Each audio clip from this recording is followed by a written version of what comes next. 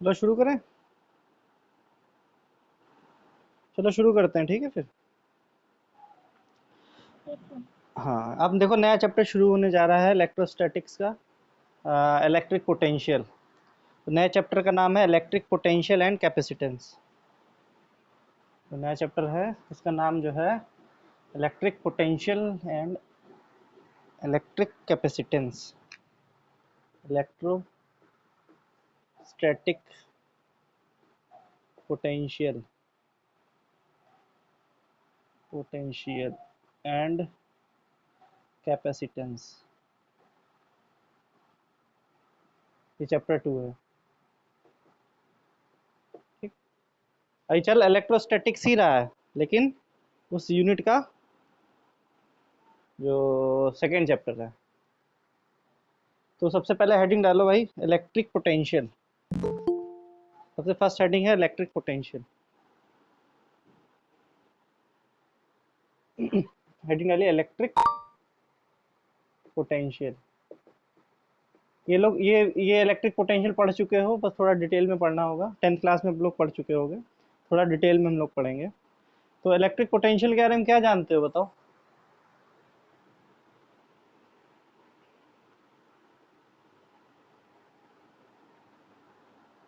किसी को पता है कुछ?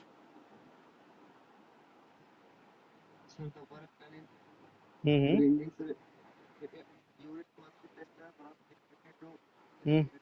हम्म ठीक है, वेरी गुड।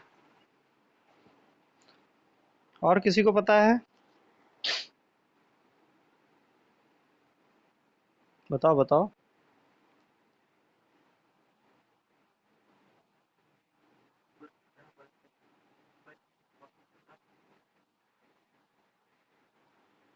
ठीक है। अब देखो, वही मैंने कहा ना, थोड़ा डिटेल में हम लोग पढ़ेंगे चीज़ें। मान लेते हैं कोई चार्ज है, Q charge, plus Q charge है कोई, ठीक है। अब इसकी इलेक्ट्रिक फील्ड होगी। ये इलेक्ट्रिक फील्ड इससे जो है, इसकी वजह से इलेक्ट्रिक फील्ड प्रोड्यूस हो रही होगी। मान लेते हैं इस लाइन की बात करूँ, पहली तो चारों तरफ होगी। अब क्या हुआ है, कोई टेस्ट चार्ज है, क्यू नॉट टेस्ट चार्ज है, इसको इन्फिनिटी से उठा के कहाँ लाया जा रहा है, किसी पी पॉइंट पे लाया जा रहा है या फिर ए पॉइंट पे लाया जा रहा है, ठीक है। अब ये ए पॉइंट कहाँ लाई कर रहा है, इसकी इलेक्ट्रिक फील्ड में। फिर से समझो, एक प्लस क्यू चार्ज है, ये इलेक्ट्रिक फील्ड प्रोड्यूस कर रहा होगा। तो ये इलेक्ट्रिक फील्ड है, सपोज ये प्रोड्यूस कर रहा है। ये डॉटेड लाइन क्या रिप्रेजेंट कर रही है, इलेक्ट्रिक फील्ड लाइंस रिप्रेजेंट कर रही हैं। अब मैंने क्या किया, एक टेस्ट चार्ज लिया, यूनिट पॉजिटिव टेस्ट चार्ज, उसको इन्फिनिटी से उठाकर यहाँ पे लाया गया ए पॉइंट पे। ए पॉइंट कहाँ लाई कर रहा है, इसकी इलेक्ट्रिक फील्ड में लाई कर रहा है। अब क्या होगा, या सपोज उठा के मैं यहाँ पे ले आया, अब ये क्या करेगा, रिपल्स, भाई रिपल्सिव फोर्स लग रही होगी इस पे कि नहीं।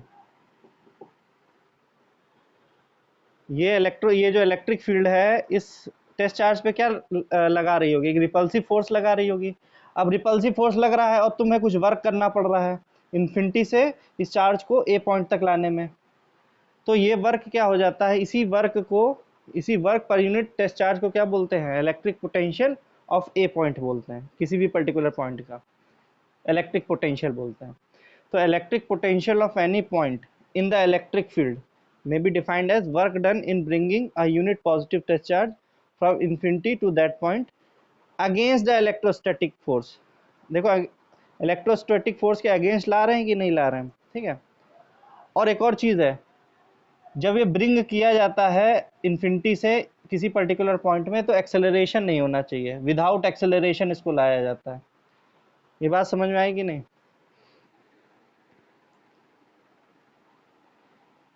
तो कैसे डिफाइन करोगे, it is electric potential of any point in the electric field. Electric potential of any point in the electric field, देखो इलेक्ट्रिक फील्ड में पॉइंट ए है, may be defined as the work done in bringing unit positive test charge from infinity to that point, ठीक है, infinity to that point। एक line और जोड़ दो, without acceleration. Bring तो कर रहे, लाया तो जा रहा है, लेकिन एक्सेलरेशन नहीं हम कर रहे हैं इस चार्ज में। ऐसा नहीं कर रहे हैं कि बहुत तेजी से ले आ, धीरे धीरे ला रहे हैं। कि एक्सेलरेशन कर देंगे तो कहानी बदल जाए, कुछ और चीज़ें भी होने लगेंगी, वो अभी जानने की ज़रूरत नहीं है कुछ, ठीक है। तो विदाउट एक्सेलरेशन किसी चार्ज को इन्फिनिटी से किसी पर्टिकुलर पॉइंट जो कि कहाँ पर लाई कर रहा है, किसी इलेक्ट्रिक फील्ड में लाई कर रहा है, वही work done per unit test charge या फिर per unit positive test charge is known as electric potential of that particular point. ठीक है, चलो लिखो, इसकी डिफिनीशन लिख लो। The electrostatic potential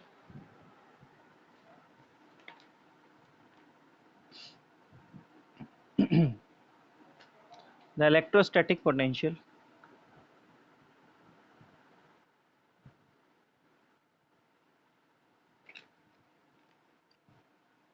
at a at a point at a point in an electric field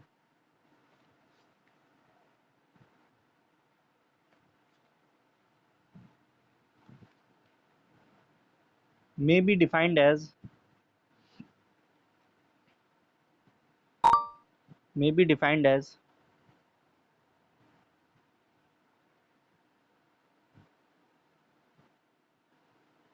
the amount of work done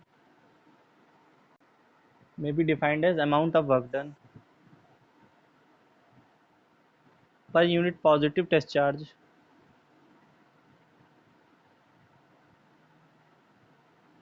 in moving it from infinity to that point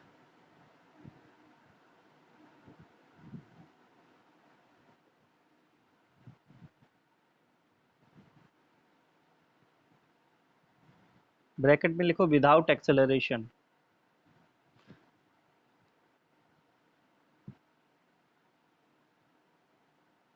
bracket close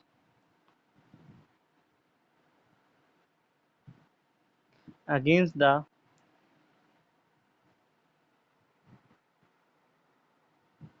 electrostatic force due to electric field due to electric field।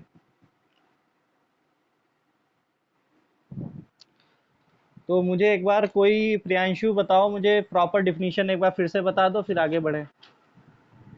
जो मैंने बताई definition, इसको एक बार properly बता दो, फिर आगे बढ़े हम।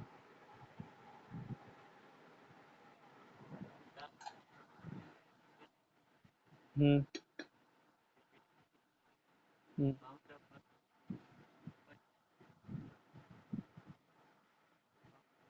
हम्म।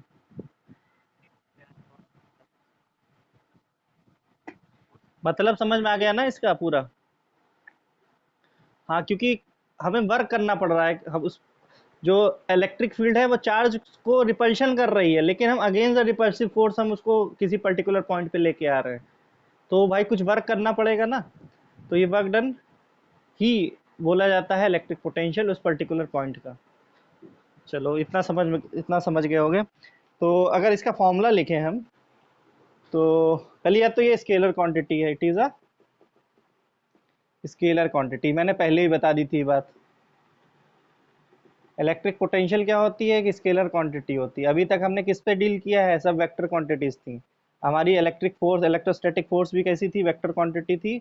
और इलेक्ट्रिक फील्ड भी वेक्टर क्वांटिटी थी। और डाइपोल मोमेंट भी वेक्टर क्वांटिटी थी। ठीक है, तो ये क्या है भाई साहब? ये है electric potential, it is a scalar quantity. इसका फॉर्मूला क्या होगा? इसको वी से रिप्रेजेंट करते हैं। और it is work done per unit test charge, test charge पे कितना वर्क डन किया गया, तो इसका ये फॉर्मूला हो गया। अच्छा, इसकी यूनिट क्या हो जाएगी? एसआई यूनिट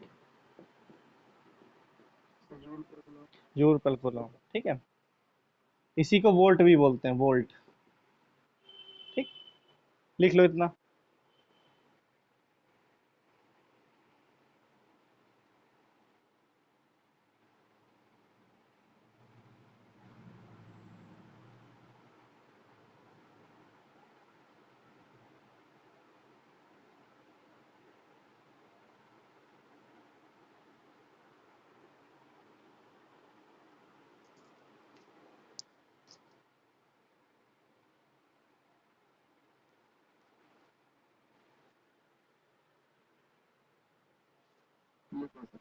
1 वोल्ट को डिफाइन करो। 1 वोल्ट ऑफ इलेक्ट्रिक पोटेंशियल को डिफाइन करो। ये सब 10th वाली चीजें चल रही हैं अभी तक। 1 वोल्ट को डिफाइन करो, कौन करेगा?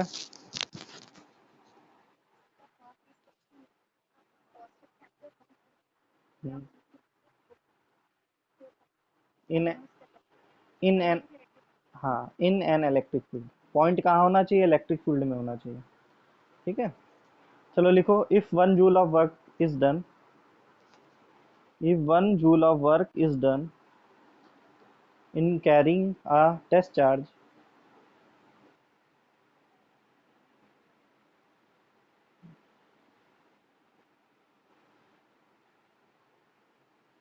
of 1 coulomb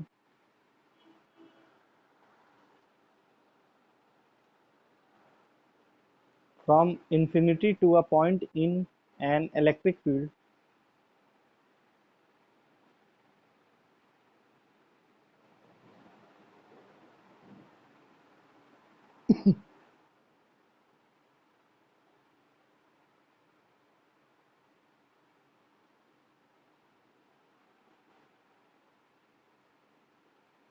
then electric potential of that point will be 1 volt.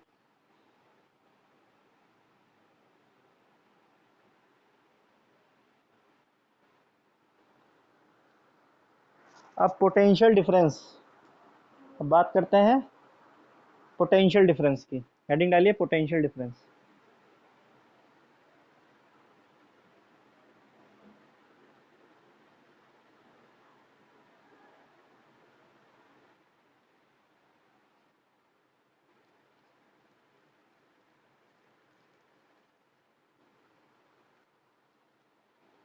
Potential difference,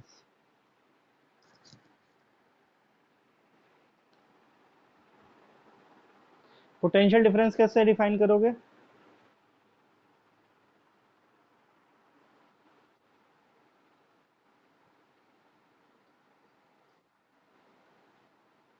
कौन बताएगा भाई पोटेंशियल डिफरेंस? चलो मैं ही बताता हूँ। देखो, मान लेते हैं हमने अभी यहाँ पे क्या किया है, ए पॉइंट को लिया था कंसिडरेशन में। ए पॉइंट का पोटेंशियल, किसका माइक किसका ऑन है?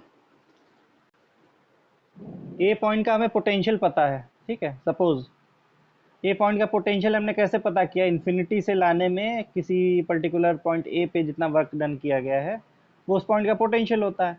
तो ए का पोटेंशियल हमें सपोज पता है वी ए है, ठीक है। अब क्या किया, हमें एक और पॉइंट ले लिया हमने बी, इसी इलेक्ट्रिक फील्ड में है पॉइंट दूसरा बी। अब इस पे अगर इन्फिनिटी से चार्ज लाया गया होता, टेस्ट चार्ज, तो कुछ वर्क डन किया गया होता, तो हमें वी बी भी पता है। अब मुझे ये बताओ, बी का पोटेंशियल ज़्यादा है कि ए का पोटेंशियल ज़्यादा है? बी पॉइंट पे ज़्यादा वर्क डन करना पड़ा कि ए पॉइंट पे लाने पे वर्क डन ज़्यादा करना पड़ा?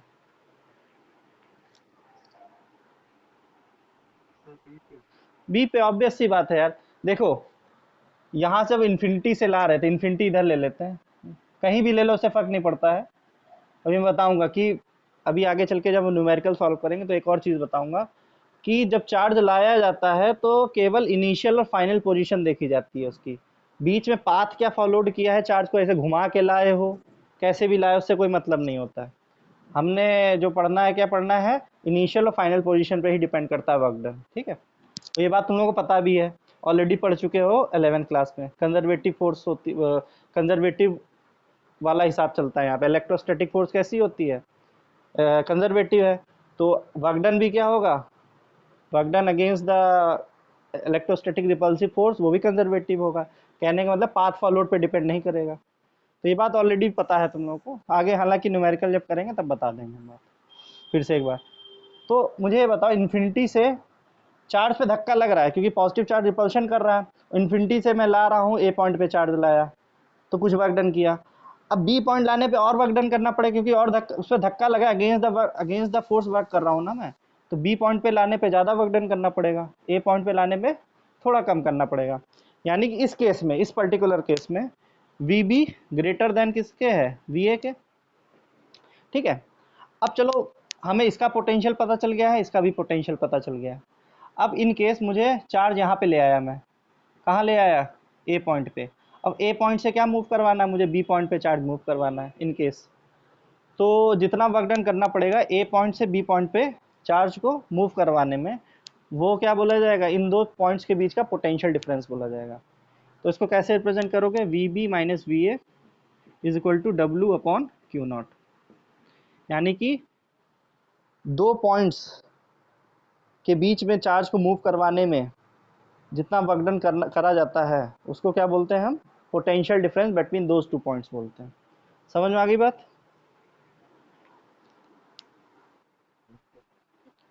ठीक है, तो उसको लिख लो, the electrostatic potential difference, the electrostatic potential difference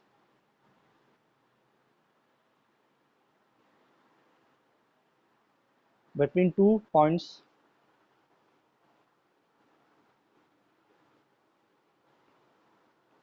in an electric field,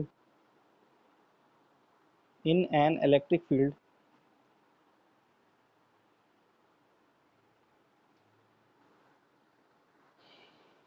may be defined as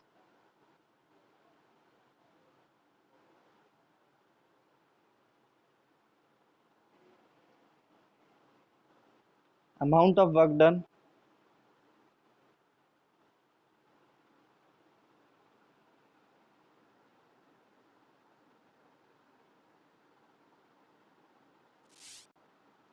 amount of work done per unit positive test charge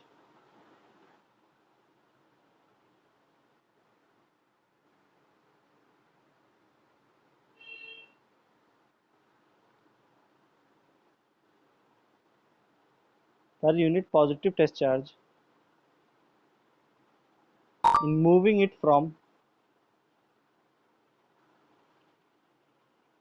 one point to the other, one point to the other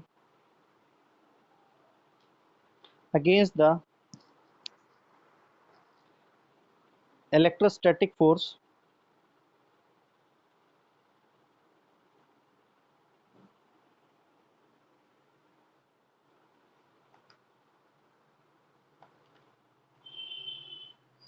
due to the field, due to the field।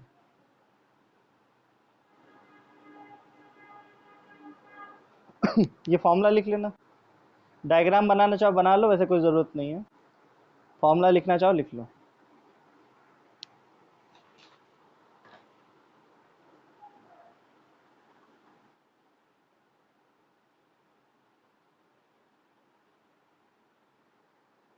ठीक है, हमेशा याद रखना, ज़्यादा वाले potential से कम वाले को माइनस करेंगे हम लोग। ठीक है, इसका पोटेंशियल ज़्यादा है अभी तो चलो यहाँ पे हमने वर्क डन करके बता दिया, आगे चल के फॉर्मूला भी होगा हमारे पास, तो वहाँ से ऐसे बिना देखे बता सकते हो कि अगर डिस्टेंस के बेसिस पे आप बता सकते हैं किसका पोटेंशियल ज़्यादा होगा किसका नहीं होगा। अभी दिक्कत हो रही होगी, कोई दिक्कत की बात नहीं है, वो फॉर्मूला जब बताऊंगा और समझ जाओगे, जैसे चैप्टर आगे बढ़ेगा और समझ बढ़ती जाएगी। इतना समझ में आया? कुछ कुछ डाउट तो नहीं है? अच्छा, अच्छा इन केस सुनो, इन केस ए पॉइंट कहाँ होता है, इन्फिनिटी पे होता।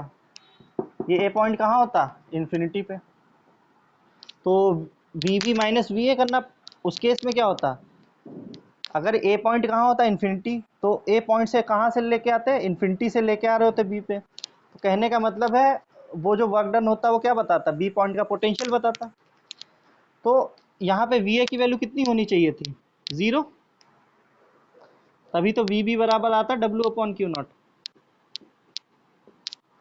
कहने का ये मेरा मतलब है कि कोई भी पॉइंट अगर, अगर पॉइंट कहाँ पर हो, द पॉइंट, द पोटेंशियल, ऐसे लिखो, the potential of point at infinity is zero, यानी कि ज़ीरो पे कोई पॉइंट है, सॉरी इन्फिनिटी पे कोई पॉइंट है, तो उस पॉइंट का जो पोटेंशियल होता है वो क्या होता है, ज़ीरो लिया जाता है। ठीक है, इस फॉर्मूले से ही देख लो, V B minus V A बराबर डब्ल्यू अपॉन क्यू नॉट था। डब्ल्यू ये डब्ल्यू क्या था, ए से बी तक ले जाने में इतना वर्क डन करना पड़े।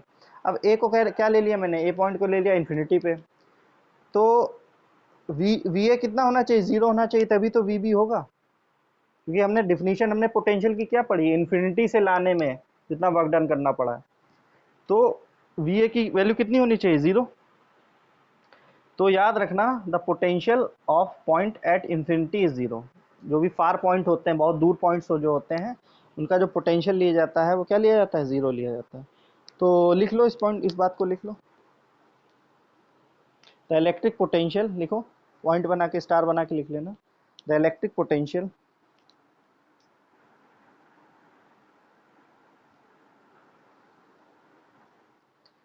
Eight a point, eight a point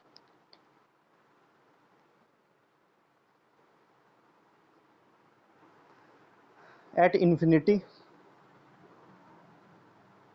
is 0, is 0।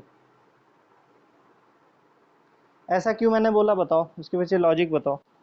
Infinity पे पॉइंट होगा, उसका पोटेंशियल 0 क्यों होगा, दिमाग लगाओ।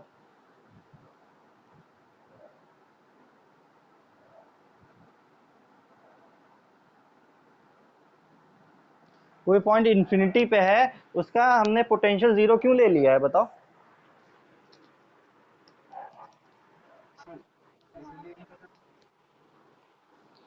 हाँ बताओ बताओ बताओ, एक कोई बताओ पहले। हाँ ये भी कह सकते हो, इलेक्ट्रिक फील्ड ही नहीं होगी, रिपल्शन ही नहीं लग रहा होगा वहां पे। तो रिपल्शन जो लग नहीं रहा होगा तो वर्क डन क्या करना पड़ेगा, कुछ करना ही नहीं पड़ेगा। जब वर्क डन 0 होगा तो हमारा पोटेंशियल भी 0 होगा। एक बात ये भी सही है, एक और बात भी सही है, इन्फिनिटी पे ही पॉइंट है, तो इन्फिनिटी से इन्फिनिटी पे लाने में कितना वर्क डन करना पड़ेगा, 0। भाई इन्फिनिटी से किसी दूसरे पॉइंट पे हम ला रहे हैं इलेक्ट्रिक फील्ड में, तब कुछ वर्क डन करना पड़ेगा। जहां पे है बात इन्फिनिटी से ही इन्फिनिटी पे लाने पे कितना वर्क डन करना पड़ेगा, 0, कुछ भी नहीं करना पड़ेगा। या भी बोल सकते हो इन्फिनिटी पे इलेक्ट्रिक फील्ड क्या होगी, बहुत ही कम होगी या फिर नेग्लेजिबल होगी। That means there will be no electrostatic repulsive forces and therefore no work will be done in moving the charge. ठीक, जब कोई फोर्स ही नहीं लग रही तो वर्क डन किसके अगेंस्ट करोगे। ठीक है, चलो अब हेडिंग डालो। इतना समझ में आ गया ना, पूरी तरीके से बात क्लियर है। चलो अब हेडिंग डालो इलेक्ट्रॉन वोल्ट। हेडिंग डालिए इलेक्ट्रॉन वोल्ट।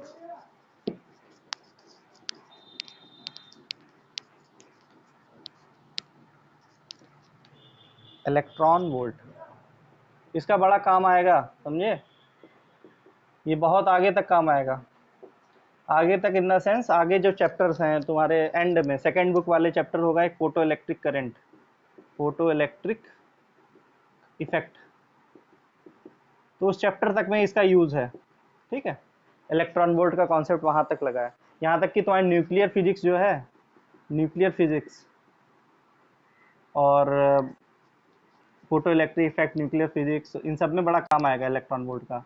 और तुम्हारी जो एटम्स वाला है, ये चैप्टर सेकंड बुक में है, तुम्हारी सेकंड वॉल्यूम में, सेकंड बुक। तो वहाँ पे इलेक्ट्रॉन वोल्ट अगर तुमने अभी सही से नहीं पढ़ा तो वहाँ पे दिक्कत हो जाएगी इन टॉपिक्स को पढ़ने में। अभी इस चैप्टर में नहीं है टॉपिक्स, अगली बुक में। तो वहाँ पे ये सब कॉन्सेप्ट यूज होंगे, इसलिए याद रखना है ये जो हमने टॉपिक बताने जा रहा हूँ। इलेक्ट्रॉन वोल्ट क्या होता है भाई, किसी को पता है क्या होता है, बताओ।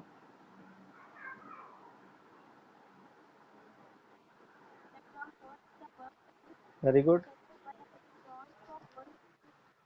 हाँ हाँ हाँ हाँ, वेरी गुड, बहुत बढ़िया।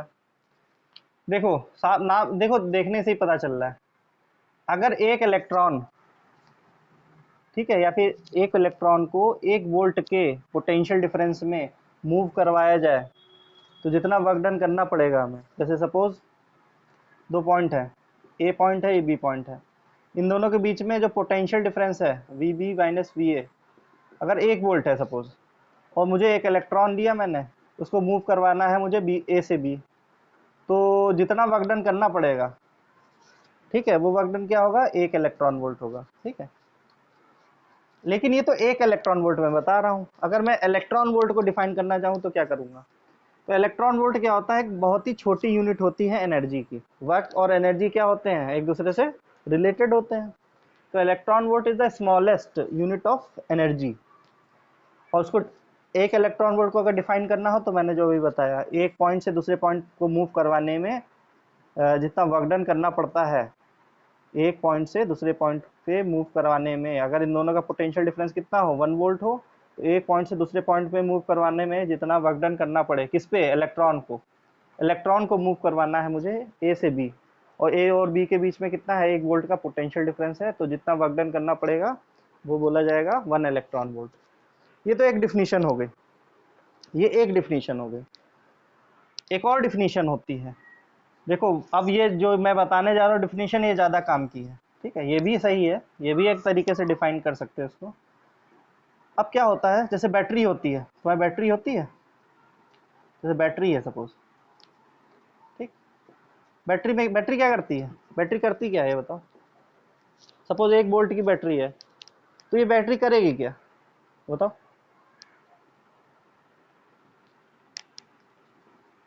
बैटरी का काम क्या होता है, 1 वोल्ट बोला जाता है ना, 1 वोल्ट का जो, ठीक है ठीक है, चलो ठीक है, वो भी बात सही है। अब मैं इलेक्ट्रिकल उसकी बात कर रहा हूँ कि भाई देखा होगा ना, बैटरी 12 वोल्ट की है, 50 वोल्ट, 100 वोल्ट की है, उसका मतलब क्या हुआ, उसमें पॉजिटिव टर्मिनल नेगेटिव टर्मिनल होता है कि नहीं होता है। तो पॉजिटिव टर्मिनल और नेगेटिव टर्मिनल, ये ए पॉइंट है सपोज, ये बी पॉइंट है, इन दोनों का पोटेंशियल डिफरेंस ही तो होता है ये, यानी कि ए से बी या फिर बी से ए मूव करवाने में इलेक्ट्रॉन, बैटरी क्या करती है, इलेक्ट्रॉन को पुश करती है, इलेक्ट्रॉन को क्या करती है, धक्का देती है, नेगेटिव वाला क्या करता है, इलेक्ट्रॉन को धक्का देता है, वो इलेक्ट्रॉन पॉजिटिव में टर्मिनल पे आता है, और क्या होता है, करंट फ्लो होने लगता है। तो जैसे अब 1 वोल्ट की बैटरी है, तो 1 वोल्ट क्या करेगा, 1 वोल्ट जो इलेक्ट्रॉन को एक्सेलरेट करवाएगा, 1 वोल्ट की बैटरी इलेक्ट्रॉन को मूव करवाएगी। तो अब मूव, जब कोई मूविंग चीज है, इलेक्ट्रॉन मूव कर रहा है, तो इसके पास काइनेटिक एनर्जी भी होगी, ठीक है। अगर 1 वोल्ट की बैटरी है, तो इलेक्ट्रॉन को वो भी पुश करेगी, 100 वोल्ट वाली भी पुश कर सकती है, 100 वोल्ट वाली अलग तरीके से पुश करेगी, ज़्यादा तेजी से करेगी पुश, तभी तो करंट ज़्यादा हो जाता है 100 वोल्ट वाली बैटरी से। 1 वोल्ट की बैटरी है तो क्या होगी, कम करंट देती है, बिकॉज वो कम स्पीड से इलेक्ट्रॉन को मूव करवाती है, ठीक है।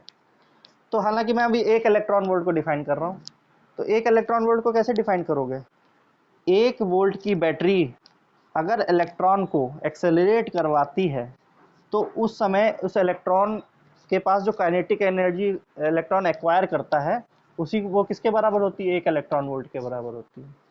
कितना समझ में आया।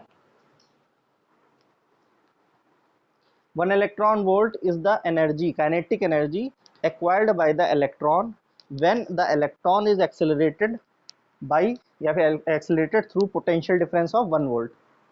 1 वोल्ट का पोटेंशियल डिफरेंस है, तो अगर इलेक्ट्रॉन को क्या कर दिया जाए, एक्सेलरेट करवा दिया जाए, तो जितनी वो काइनेटिक एनर्जी उसके पास होगी, वही क्या बोली जाएगी, वो इक्वल टू होगी 1 इलेक्ट्रॉन वोल्ट। कितना समझ में आया कि नहीं।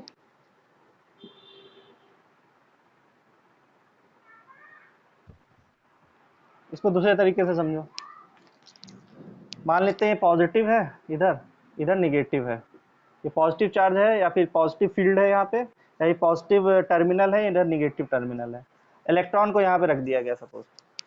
अब क्या करेगा, यहाँ पे रख दिया गया सपोज इलेक्ट्रॉन को, अभी निगेटिव टर्मिनल इसको पुश करेगा, तो इलेक्ट्रॉन यहाँ से यहाँ मूव करेगा, यार हमने न्यूमेरिकल भी तो किया है एक ऐसा ही। तो इलेक्ट्रॉन यहाँ से यहाँ करेगा तो कुछ वेलोसिटी होगी किसकी की नहीं, इसकी यहाँ से निगेटिव से पॉजिटिव जाने जाएगा जब, तो कुछ वेलोसिटी होगी, जब वेलोसिटी होगी तो क्या होगा, काइनेटिक एनर्जी भी होगी। काइनेटिक एनर्जी, अब काइनेटिक एनर्जी कम भी हो सकती है, ज़्यादा भी हो सकती है, वो डिपेंड करता है कि पोटेंशियल डिफरेंस कितना है। अगर 1 वोल्ट का पोटेंशियल डिफरेंस होगा तो काइनेटिक एनर्जी उसके हिसाब से होगी, 100 वोल्ट का होगा थोड़ी काइनेटिक एनर्जी और बढ़ जाएगी, कि तेज़ी से इलेक्ट्रॉन बहुत तेज़ी से पुश होगा, ठीक है। तो जब इलेक्ट्रॉन या फिर इलेक्ट्रॉन कितनी काइनेटिक एनर्जी एक्वायर करता है किसी पर्टिकुलर वोल्टेज पोटेंशियल डिफरेंस में, जब उसको एक्सेलरेट करवाया जाता है, वही बोली जाता है इलेक्ट्रॉन वोल्ट। अगर ये वोल्टेज क्या हो, पोटेंशियल डिफरेंस क्या हो, 1 वोल्ट हो, तो उस केस में जितनी काइनेटिक एनर्जी इलेक्ट्रॉन एक्वायर करेगा, वो किसके बराबर होगी, 1 इलेक्ट्रॉन वोल्ट के बराबर होगी। अब तो समझ गए होगे। ठीक है, तो उसकी डिफिनीशन लिख लो। ये बहुत पूछा जाता है, ये तुम्हारे में खासकर यूपी बोर्ड में बहुत पूछा जाता है ये। सीबीएसई में दूसरे टाइप से क्वेश्चन आते हैं, इसमें ये फोटो इलेक्ट्रिक इफेक्ट वगैरह के ज़्यादा क्वेश्चन आते हैं। बस ये पता होना चाहिए, इतना कोई बड़ी चीज़ नहीं है, अगर समझ गए हो तो कर लोगे। लिखो 1 इलेक्ट्रॉन वोल्ट, ऐसे लिखो, it is the unit of work और एनर्जी। इलेक्ट्रॉन वोल्ट में लिख रहे हैं अभी, it is the unit of work और energy.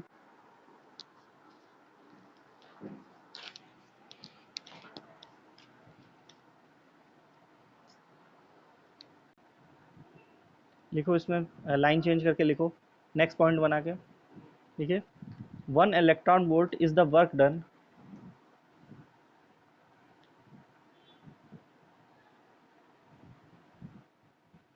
in taking 1 electron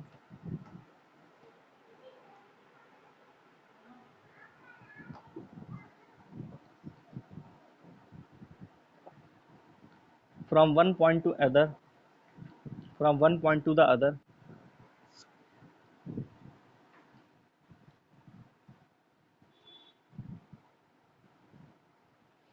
when the potential difference between, when the potential difference between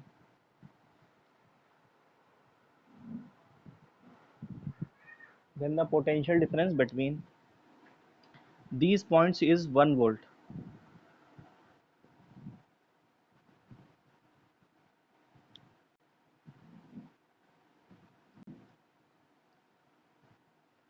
इसकी एक और डिफिनीशन है, और करके लिख लो, और करके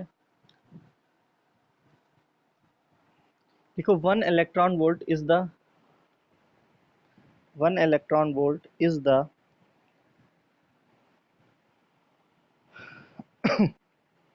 the kinetic energy, is the kinetic energy which an electron, which an electron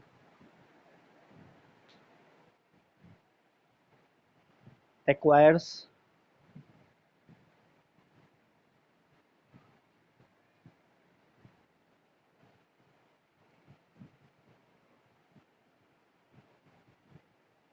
when accelerated through a, when accelerated through a potential difference of 1 volt।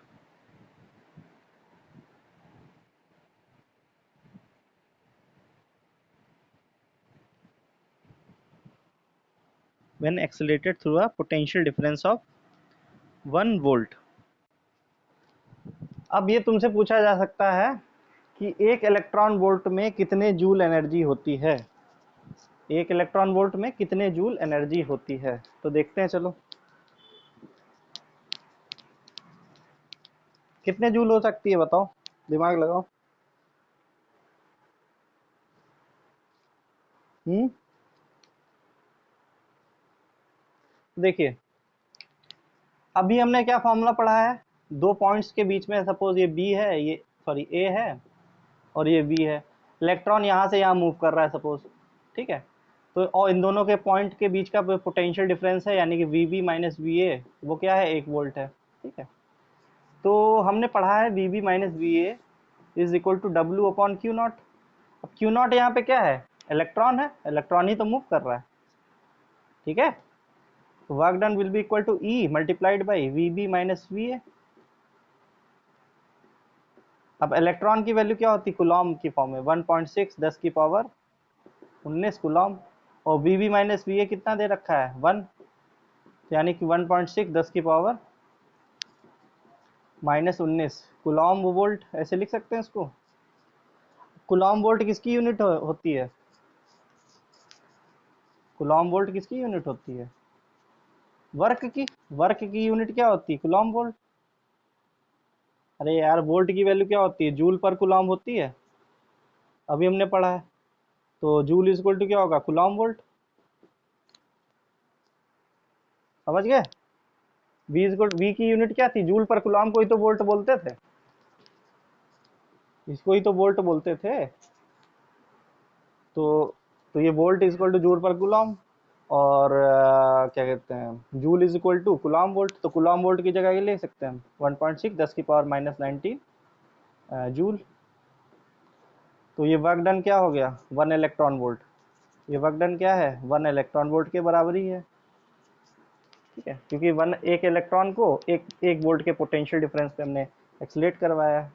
तो 1 electron volt is equal to 1.6 10 की power minus 19 joule. इसको note कर लो, कुछ doubt हुआ हो तो पूछ लो।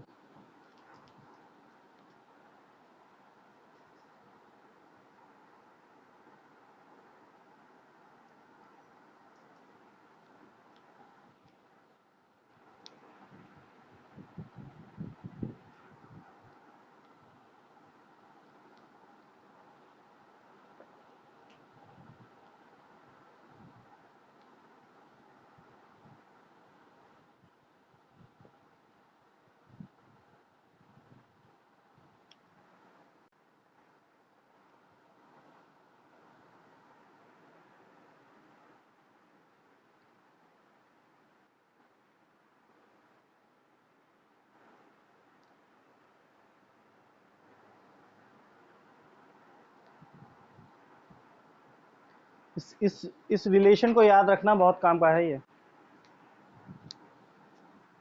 ये बहुत काम का है रिलेशन। लिख लिया?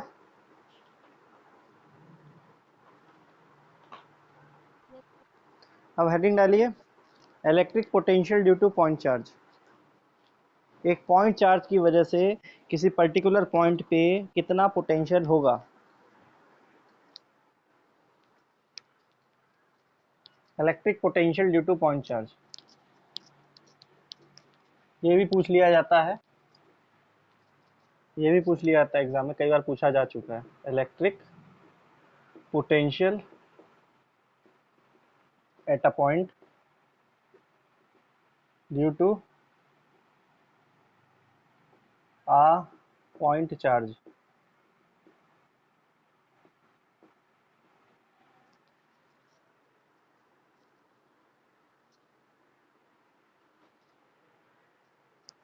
हेडिंग लिख ली?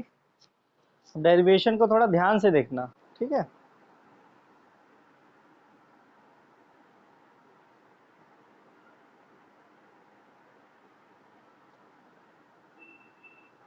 दिख रहा है?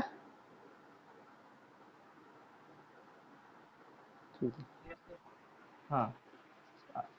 इस डेरिवेशन को थोड़ा ध्यान से देखना। तो हमने क्या लेना है, एक पॉइंट चार्ज लेना है प्लस क्यू, ठीक है। हमने एक प्लस क्यू पॉइंट चार्ज ले लिया है। इसकी वजह से मुझे पी पॉइंट पे सपोज पता करना है कि कितना पोटेंशियल हुआ है, ठीक है। फर्दर इसको आगे, इसी लाइन को आगे कंटिन्यू कर देते हैं। इसी लाइन के अलॉन्ग मैंने एक पॉइंट मान लिया ए और एक बी, ठीक है। अब इन्फिनिटी से, अच्छा, इस प्लस क्यू से इसकी दूरी मान लेते हैं आर। प्लस क्यू चार से पी पॉइंट जिसपे हमें निकालना है, वैल्यू निकालनी है इलेक्ट्रिक पोटेंशियल की, वो दूरी में मान लेता हूँ आर। हमें सपोज प्लस कोई पॉइंट चार्ज है, उसकी वजह से किसी पी पॉइंट पे जो कि आर डिस्टेंस पे है उस पॉइंट चार्ज से, मुझे पता करना है कितना पोटेंशियल होगा, ठीक है। तो हमने मान लिया है कोई पी पॉइंट इसी के लाइन के अलॉन्ग, इसी लाइन के अलॉन्ग और भी दो पॉइंट्स हैं ए और बी। ए की डिस्टेंस मान लेता हूँ एक्स है, ए की डिस्टेंस क्या मान लेता हूँ एक्स। ये एक्स क्या है, वेरिएबल चीज़ है, अभी बताऊंगा कैसे वेरिएबल, ठीक है। यहाँ तक समझ में आ गया?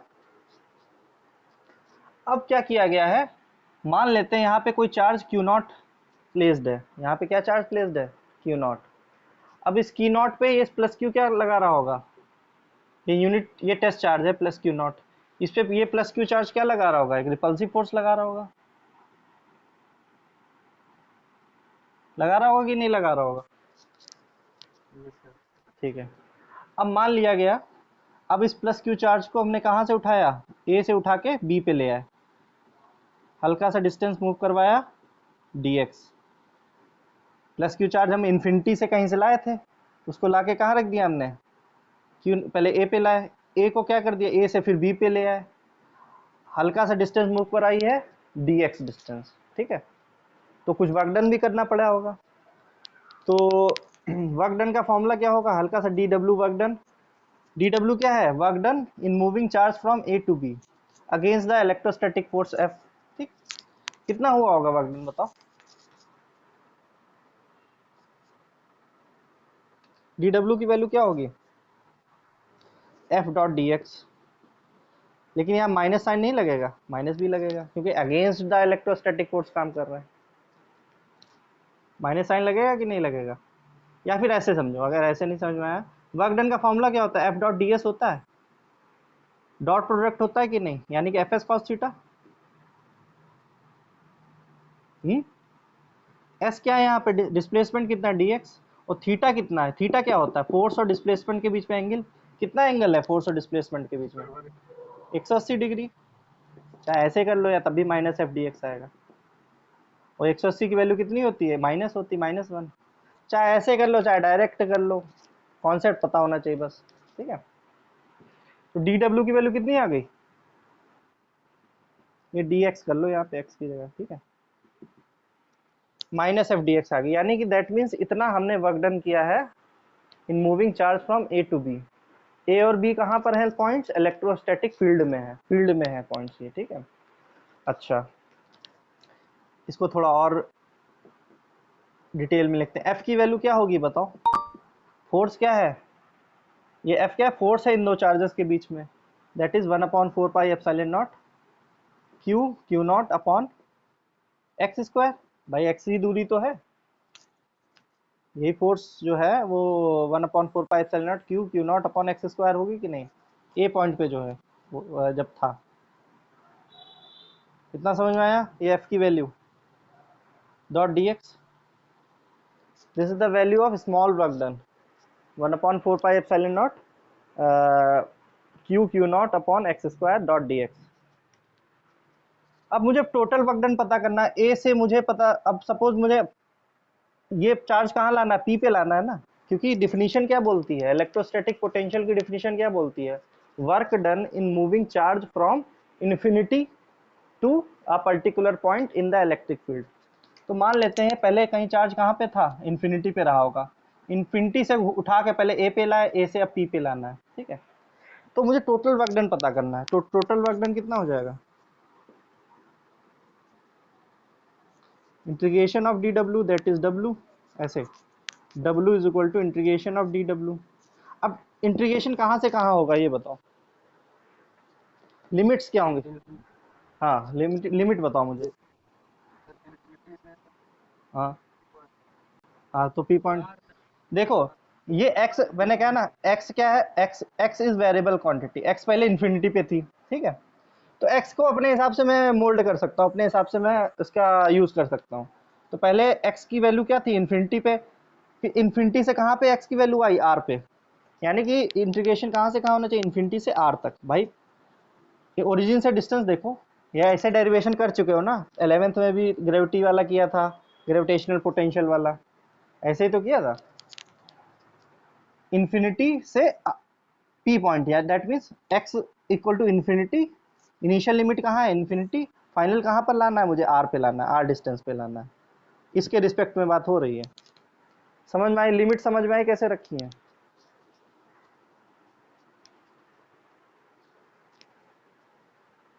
बताओ। ठीक है, अब इसके आगे देखते हैं। तो infinity to R, D W की वैल्यू क्या थी? ये थी माइनस, माइनस बाहर ले लेते हैं, 1/4πε0 Q Q naught upon x square dot D x. ठीक है, बाकी सब चीज़ें क्या हैं? कांस्टेंट क्वांटिटीज़ हैं। केवल डी एक्स यानी एक्स को लेना है अंदर, बाकी सब चीज़ें बाहर ले लो। तो -1/4πε0 Q Q naught upon x, sorry q Q naught बाहर ले लिया हमने, माइनस भी बाहर ले रखा है। 1/x² डॉट डी एक्स का हमें क्या करना है? इंटीग्रेशन करना है। लिमिट क्या रखनी है? Infinity to R. ठीक, इसके आगे देखते हैं 1/4πε0 क्यू क्यू नॉट। इसके इंटीग्रेशन बताओ कितना होगा, क्या होगा? नो, इसको ऐसे लिख सकते हैं हम, infinity to R x-2 dot D x. ठीक है, -1 इसका इंटीग्रेशन बताओ।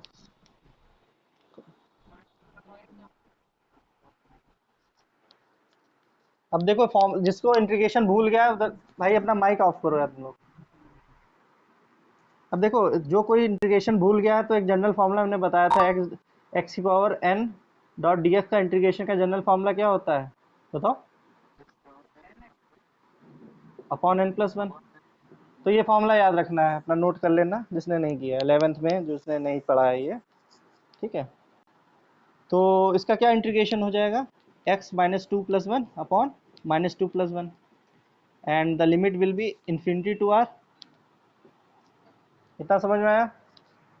अब इसके आगे बता रहा हूँ, इधर साइड में बता देना अगर ना दिखे। One upon four pi epsilon naught Q Q not, that is, इधर क्या हो जाएगा? माइनस वन अपॉन एक्स हो जाएगा। दिख नहीं रहा है, दिख नहीं रहा है, अब दिख रहा है? यहाँ क्या हो जाएगा?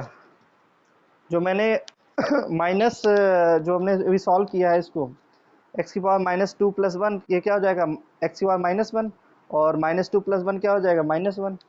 तो that is minus one upon x हो जाएगा कि नहीं हो जाएगा? Limit will be infinity to r. तो फिर वही चीज़ करना है, one upon four pi epsilon naught Q Q naught, और इधर क्या हो जाएगा? Minus one upon are. पहले ऊपर वाली लिमिट रखते हैं, तो minus one upon R, minus minus plus हो जाएगा, माइनस और माइनस वन अपॉन इन्फिनिटी। तो वन अपॉन इन्फिनिटी क्या होता है वैल्यू? वन अपॉन इन्फिनिटी की जीरो होती है। तो बचेगा क्या? Minus one upon R. तो ये वैल्यू क्या हो गई? ये माइनस माइनस प्लस हो गया, तो वन अपॉन फोर, ये सब वैल्यू निकल ली डब्ल्यू की, one upon four pi epsilon naught Q Q naught upon are.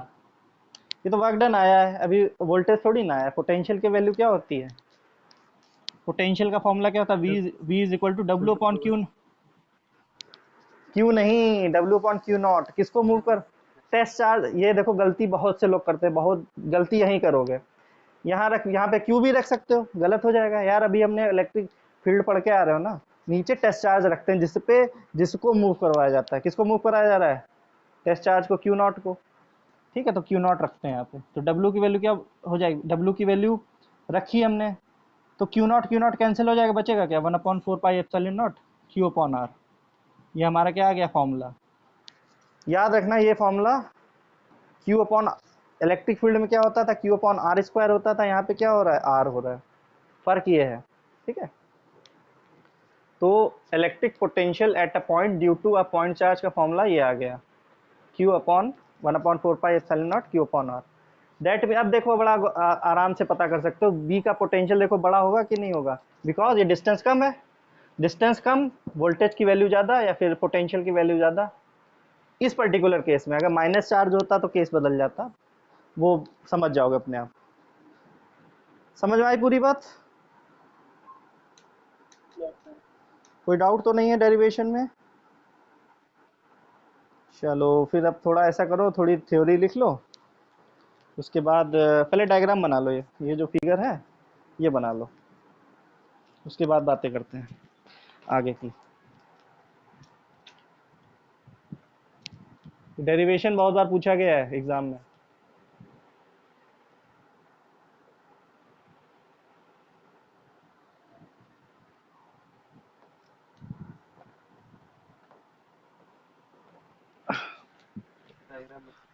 बन गया?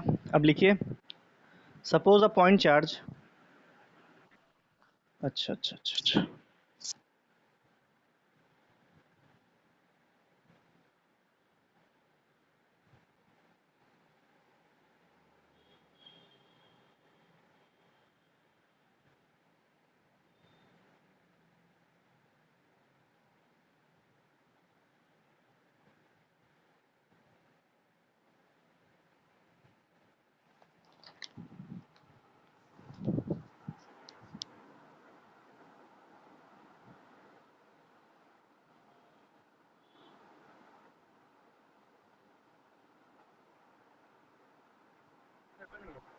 चलो लिखो, suppose a point charge of plus q coulomb, of plus q coulomb situated at point O, इसको ओ पॉइंट लिख लो, सिचुएटेड एट पॉइंट ओ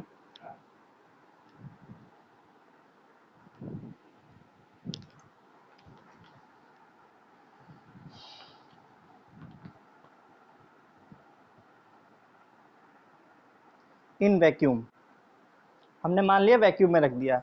अगर किसी medium में रखा होता तो यहाँ पे डाइलेक्ट्रिक कांस्टेंट आ जाता। ठीक है, full stop. Late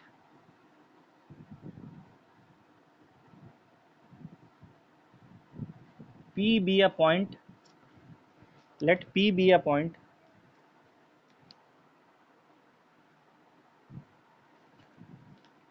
distant r from O, distant r from O,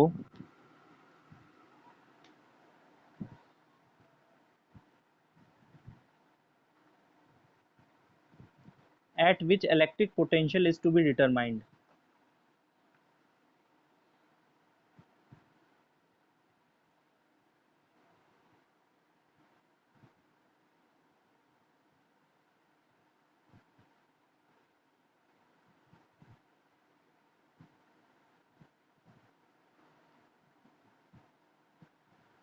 line change करो।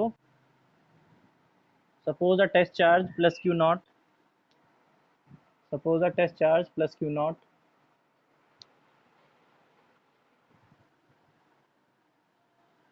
is placed at point A,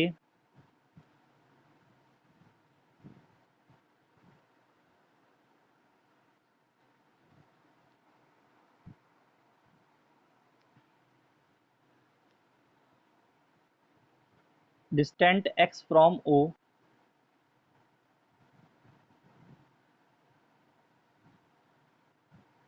line change करो फिर। the magnitude of force the magnitude of force acting on q naught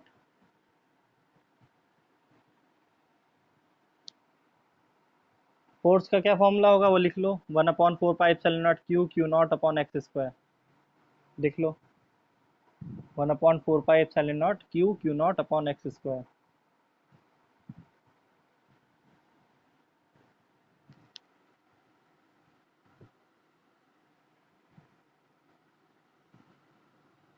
लिख लिया। उसके बाद line change करिए। If plus q not, if plus q not या Q O जो भी लिख बोलते हो, if plus q naught is displaced by dx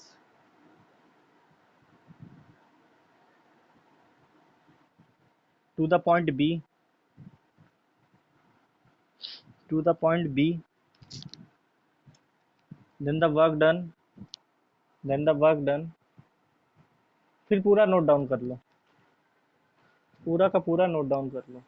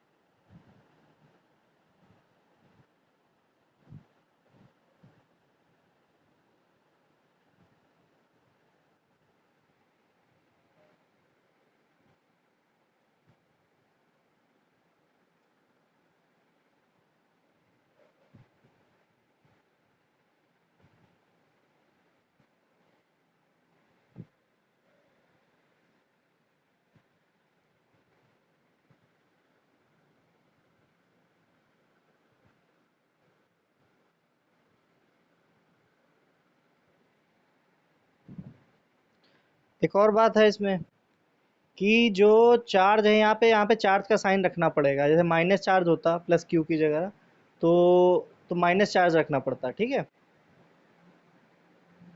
यहाँ पे चार्ज का साइन रखेंगे। हम इलेक्ट्रिक फील्ड में क्या करते थे, चार्ज के बेसिस पे हम डायरेक्शन को डिसाइड कर लेते थे।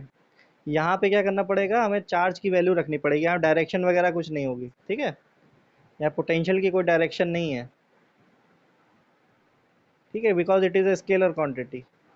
तो यहाँ पे चार्ज की वैल्यू साइन सहित रखी जाएगी जब कभी न्यूमेरिकल सॉल्व करेंगे, ठीक है। तो तुमसे ये भी पूछ सकता है नेगेटिव चार्ज की वजह से किसी पॉइंट पॉइंट पी पे कितनी पोटेंशियल लगेगा, तो कुछ नहीं होगा, माइनस, यहाँ पे क्यू की जगह क्या हो जाएगा, माइनस क्यू चार्ज हो जाएगा बस, फॉर्मूले में।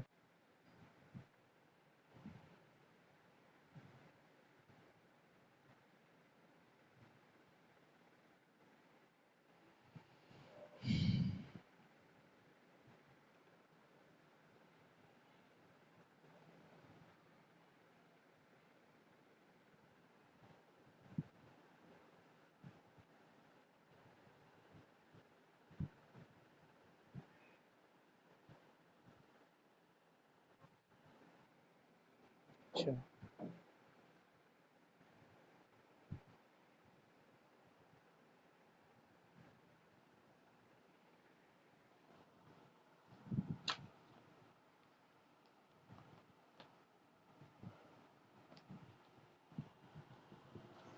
हो गया सभी का।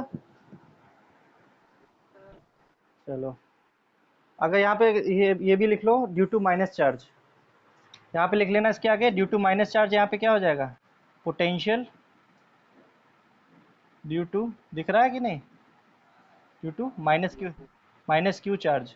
यहाँ प्लस क्यू की जगह क्या होता, अगर माइनस क्यू होता तो कुछ नहीं, फॉर्मूला में कुछ चेंज नहीं करते, ज़्यादा कुछ नहीं, 1/4 pi epsilon naught minus Q upon R हो जाता है, ठीक है।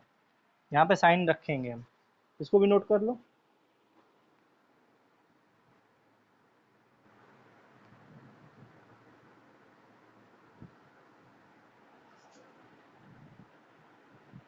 चलो आज के लिए इतना ही रखते हैं फिर, हैं।